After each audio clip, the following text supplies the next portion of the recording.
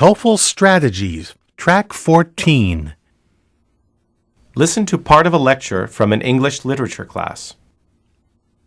The first story we're going to read this term is the epic poem Beowulf. It's often referred to as the first important work of literature written in English. Though, I caution you, if we were to read it in its original form, there's not one among us who would understand what in the world it was saying.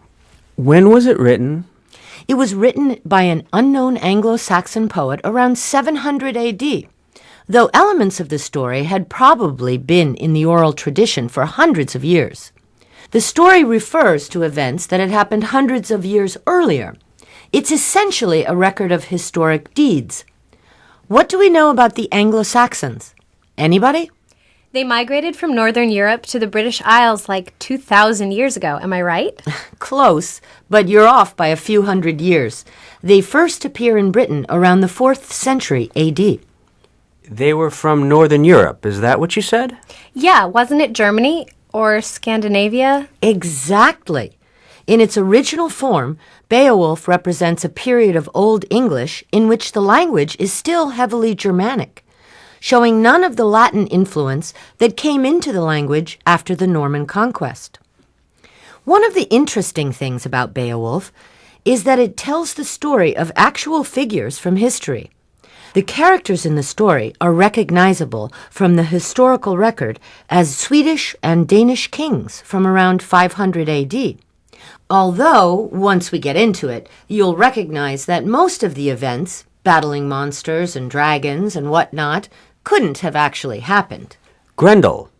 Oh, so you've read it then? No, not Beowulf, but I read John Gardner's novel, Grendel, which tells the Beowulf story from the perspective of the monster. I'm looking forward to reading the original. Terrific!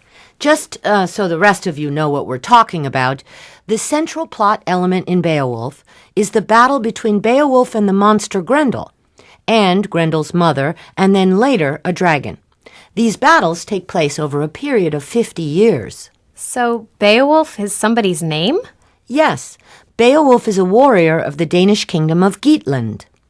And the story gives us tremendous insight into I would say the heroic code that permeated not only Saxon civilization, but most of Europe throughout the Middle Ages.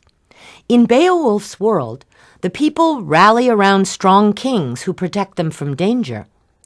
There is constant fear of invasion from neighboring kingdoms and, as we see in the story, from monsters as well. So the person who wrote Beowulf was Scandinavian? No, he's clearly not, and I'll explain how we know that. The story is written around 700 AD, as I said, and refers to events that had occurred about 200 years earlier. In the interim, most of the Scandinavian people had converted to Christianity. And in this respect, the author of Beowulf is quite different from the people he's writing about.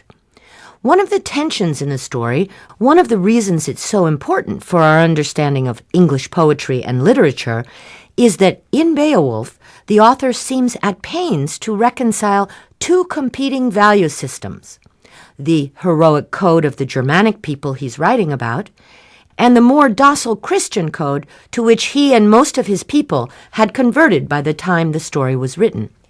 So then the obvious question is, how are these value systems different? Lots of ways. So, while the warrior culture states that it is better to mourn than to grieve, the Christian value system emphasizes forgiveness toward one's enemies. While the warrior code states that a person acquires prestige through his actions in life, Christian doctrine emphasizes that real glory is to be found in the afterlife. Characters in Beowulf frequently face difficult moral choices and are given very little direction on how to proceed. And in this regard, Beowulf represents the beginning of a very different worldview, one that is uniquely English, in that it represents a significant break from the attitudes of the Germanic peoples before their migration to Britain. In many ways, it really is the foundation of English literature. Now, before we get too far into it, I want to clarify one possible misconception. I've called Beowulf the foundation of English literature, because it represents a different sensibility from that of the people who had migrated to Britain. This is not to say, however, that this story in any way influenced the evolution of English literature. In fact, there is nothing to indicate that Chaucer, Shakespeare, Shelley, Keats, or any other English authors were familiar with it. Beowulf really wasn't widely read until the 19th century. You can find references to it in the works of 20th century English writers, but historically, though it is an early example of English poetry, its influence on English poetry has been limited. Now get ready to answer the questions.